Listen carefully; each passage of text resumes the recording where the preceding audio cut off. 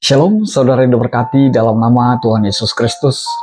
Bertemu lagi dengan saya, Pendeta Novel Saragi. Firman Tuhan yang menyapa kita pada saat ini tertulis di dalam kitab 1 Timotius pasal yang pertama, ayatnya yang ke-12 sampai ayatnya yang ke-17. Namun ada baiknya kita bersatu dulu di dalam doa.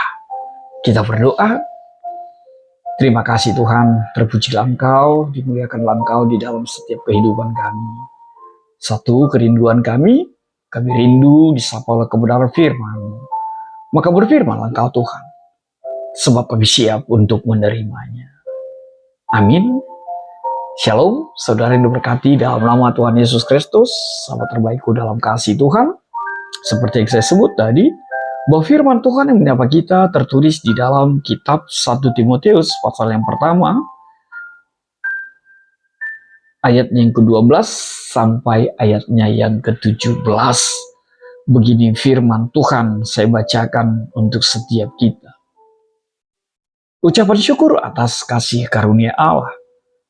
Aku bersyukur kepada Dia yang menguatkan aku, yaitu Kristus Yesus Tuhan kita. Karena Ia menganggap aku setia dan mempercayakan pelayanan ini kepada aku. Aku yang tadinya seorang penghujat dan seorang penganiaya dan seorang ganas, tetapi aku telah dikasihaninya. Karena semuanya itu telah kulakukan tanpa pengetahuan, yaitu di luar iman. Malah kasih karunia Tuhan kita itu telah dikaruniakan dengan limpahnya kepadaku dengan iman dan kasih dalam Kristus Yesus. Perkataan ini benar dan patut diterima sepenuhnya. Kristus Yesus datang ke dunia untuk menyelamatkan orang berdosa, dan di antara mereka, akulah yang paling berdosa. Tetapi justru karena itu aku dikasihani, agar dalam diriku ini, sebagai orang yang paling berdosa, Yesus Kristus menunjukkan seluruh kesabarannya. Dengan demikian, aku menjadi contoh bagi mereka yang kemudian percaya kepadanya dan mendapat hidup yang kekal. Hormat dan kemuliaan sampai selama-lamanya bagi Raja segala zaman, Allah yang kekal, yang tak nampak, yang esa. Amin. Demikian firman Tuhan. Saudara yang diberkati dalam nama Tuhan Yesus Kristus, tak terasa sebentar lagi kita akan mengakhiri tahun 2024 ini ya. Ini sudah di tanggal 29 Desember. Dan menarik sekali ketika tema kita mengatakan mengucap syukur atas kasih karunia Allah. Sudahkah engkau mengucap syukur? Sudahkah engkau mensyukuri segala sesuatu yang kau alami di dalam hari-hari kehidupanmu? Dan memang sejatinya banyak di antara kita, bukan banyak barangkali ya, kekurangan kita adalah ketidakmampuan untuk bersyukur, mensyukuri segala sesuatu yang kita alami di dalam kehidupan kita. Benar, berat, benar, mungkin kita terseok. Tapi kalau Tuhan memberkati kita sampai hari ini, kita percaya harusnya memang semua hanya karena karya Allah dan semua hanya karena kasih karunia Allah semata. Tahu kan apa itu kasih karunia? Kasih karunia itu benar adalah sesuatu yang diberikan dengan cuma-cuma dan bukan karena kita sebagai penerimanya, tapi murni hanya karena Sang Pemberi kasih karunia itu, sehingga kita dilayakkan meskipun sejatinya kita tidak layak. Maka benarlah, haruslah mengucap syukur. Dan itulah yang dinyatakan oleh seorang Paulus ketika dia menuliskan surat ini kepada Timotius. Dia mengatakan, semua karena karya Tuhan Allah di dalam Yesus Kristus, yang memilihnya, yang menangkapnya, yang menjadikannya menjadi pribadi yang berarti di hadapan Tuhan Yesus. Dan hal yang luar biasa, Paulus tahu, mengenal dirinya seutuhnya. Paulus seakan-akan mau mengatakan, kalau bukan karena ditangkap, kalau bukan karena dipilih, kalau bukan karena ditentukan oleh Tuhan Yesus, maka sejatinya, maka selayaknya dia tidak berarti apa-apa. Dia mungkin menurut pemikirannya tidak akan layak untuk apapun, dan dia akan menjadi sesuatu yang tidak berarti di tengah-tengah kehidupan ini. Apalagi ketika dia mampu mengatakan, akulah orang yang paling berdosa. Tapi bagi Tuhan Yesus, aku justru dipilih dan aku ditentukan menjadi alatnya. Itu artinya apa? Memampukan dia untuk mengucap syukur. Sebab sejatinya semua hanya karena karya kasih Allah di dalam kehidupannya. Saudaraku diberkati dalam nama Tuhan Yesus Kristus. Di sini kita melihat bahwa 1 Timotius 1 ayat 12 sampai ayat 17 ini adalah sejatinya bisa kita simpulkan ucapan syukur dan pengakuan Paulus terhadap kasih karunia Allah yang mengubahkan kehidupannya. Dalam konteks tantangan gereja awal, gereja mula-mula, Paulus menggunakan pengalamannya ini untuk mendorong anak rohaninya, Timotius, dan juga jemaat ketika itu, agar tetap setia, agar tetap yakin dan hidup di dalam kasih karunia Allah itu.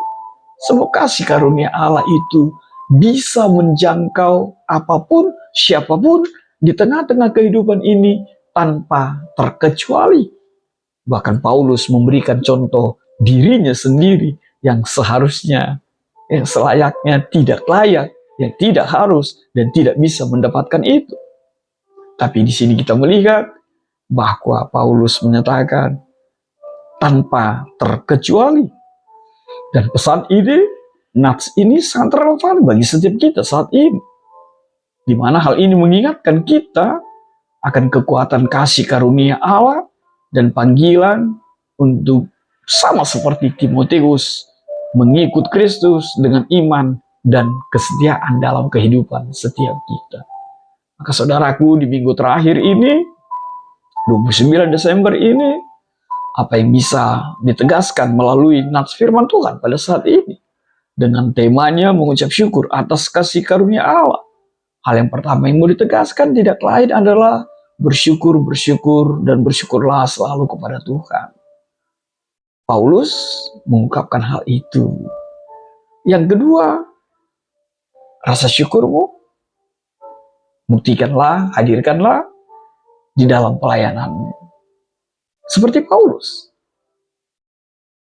Rasa syukur itu, keterpilihan itu, menempatkannya, memberikan dirinya menjadi pelayan Tuhan. Lalu apa yang ketiga yang mau ditegaskan? Dari ayat yang ke-13 kita mendapatkan penegasan. Kenalilah, akuilah dirimu di hadapan Tuhan.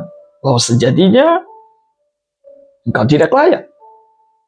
Tapi Tuhan melayakkanmu. Lalu apa yang keempat yang mau ditegaskan? Imanilah bahwa kasih karunia Allah itu melimpah, tercurah, dan ditawarkan untuk setiap kita. Maka jangan pernah membatasi kasih karunia Allah itu dalam kehidupan kita. Lalu apa yang kelima? Yang menjadi penegasan, ingatlah apa yang menjadi misi Tuhan Yesus hadir di dunia ini. Tidak lain adalah menyelamatkan orang berdosa. Seperti firman Tuhan yang mengatakan tidak perlu dokter bagi orang sehat. Sama dengan Tuhan Yesus datang untuk menyelamatkan orang berdosa. Seperti apa yang dikatakan di dalam ayat yang ke-15 itu. Lalu apa yang terakhir yang mau ditegaskan? Akuilah kedaulatan Allah dalam kehidupanmu. Akuilah itu dan jadilah pribadi yang selalu menekankan kedaulatan dan keagungan Allah. Dan berilah hormat, pujian, kemuliaan kepada Tuhan di dalam setiap kehidupan kita. Maka saudaraku dalam kasih Tuhan, bagaimana kita mengaitkan dengan tema kita pada saat ini? Hal yang pertama yang mau dikaitkan, yang bisa kita kaitkan dengan tema kita, ucapan syukur itu adalah respon atas kasih karunia Allah. Maka sejatinya kita harus mengucap syukur. Lalu apa yang kedua? Ingatlah, kasih karunia Allah lah yang mengubahkan hidup ini. Kita tidak bisa mengubahkan kita sendiri, bahkan kita tidak bisa menyelamatkan diri kita sendiri. Lalu apa yang ketiga yang bisa kita kaitkan dengan tema kita pada saat ini? Pribadi yang bersyukur, pribadi yang hidup di dalam kasih karunia itu, pastilah pribadi yang hidup di dalam panggilan untuk selalu melayani Tuhannya di dalam kehidupan setiap kita. Lalu apa yang keempat kaitan temanya? Kasih karunia itu adalah kekuatan untuk hidup di dalam pengharapan. Maka jangan pernah putus asa. Seperti apa yang dikatakan oleh ayat yang ke-16 itu. Siapapun kita pada saat ini, tapi ketika kita mengimani kasih karunia Tuhan, di sana akan ada harapan. Maka jangan putus harapanmu. Lalu apa yang kelima? Yang kelima, tidak lain adalah hadapilah setiap kesulitan dengan sikap syukur.